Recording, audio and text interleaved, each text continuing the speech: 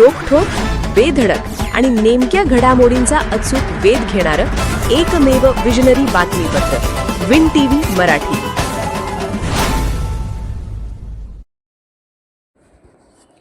पन्हाळा पंचायत समितीवर शिवसेना राष्ट्रवादीचा झेंडा फडकणार आमदार चंद्रदीप नरके. पन्हाळा पंचायत समितीमध्ये सत्तांतर. जिल्हा परिषद पंचायत समितीची निवडणूक जाहीर झाल्यानंतर लगेचच पन्हाळा तालुक्यासाठी अस्तित्वात आलेली राष्ट्रवादी, अप व शिवसेना शिंदे पक्षाची युती निकालानंतरही कायम राहणार असून जनाधाराचा सन्मान करत आम्ही पन्हाळा पंचायत समितीत सत्ता स्थापन करणार असून आमचाच सभापती व उपसभापती करणार असल्याचे करवीरचे आमदार चंद्रदीप नरके यांनी राष्ट्रवादी शिवसेनेच्या संयुक्त पत्रकार परिषदेत जाहीर केले. यावेळी केडीसीसी बँकेचे संचालक व राष्ट्रवादी अपचे जिल्हा अध्यक्ष बाबासाहेब पाटील आसुर्लेकर उपस्थित होते. जिल्हा परिषद पंचायत समितीच्या निवडणूक निकालानंतर पंचायतीत सत्ता स्थापनेच्या हालचालींना आता वेग आला आहे. त्याच अनुषंगाने पन्हाळा येथे राष्ट्रवादी, अप व शिवसेना शिंदे पक्षाची पत्रकार परिषद पार पडली. या पत्रकार संयुक्त परिषदेमुळे पन्हाळा पंचायत समितीतील सत्ता कोणाची या चर्चेवर पडदा पडला आहे. यावेळी आमदार चंद्रदीप नरके यांनी राष्ट्रवादी, अप व शिवसेना शिंदे पक्ष एकत्रित सत्ता स्थापन करणार असल्याचे सांगत आमचाच सभापती व उपसभापती करणार असल्याचे जाहीर केले.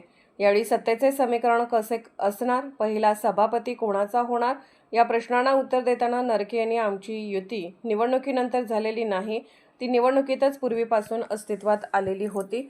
त्यामुळे आम्ही या निवडणुकीत एकमेकांविरोधात उमेदवार दिलेले नव्हते व सर्व उमेदवार एकमेकांनी चर्चा करूनच ठरवले होते.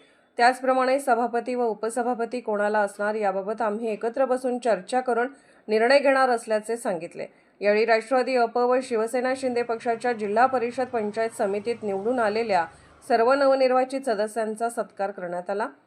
यावेळी अजित नरके, कुंभीचे संचालक प्रकाश तथा पी.डी. पाटील, माजी सभापती संजय सावरेकर, राष्ट्रवादी शिवसेनेचे पदाधिकारी उपस्थित होते. सन 2012 साली राष्ट्रवादी शिवसेना काँग्रेस युतीने अवघ्या 6 जागा असतानाही फक्त आरक्षणाच्या जोरावर जनसुराज्याला 2.5 वर्ष सत्तेतून बाहेर ठेवले होते. हा अपवाद वगळता तब्बल 25 वर्षाची सत्ता उलथवत यावेळी राष्ट्रवादी व शिवसेनेने स्वबळावर जनसुराज्याला सत्तेतून बाहेर बसवले असून पन्हाळा पंचायत समितीमध्ये सत्तांतर होणार आहे. विन टीव्ही मराठीसाठी पन्हाळा प्रतिनिधी Dattatray Bobde. Win TV Marathi news चॅनलला लाईक करा, शेअर करा आणि सबस्क्राईब करा.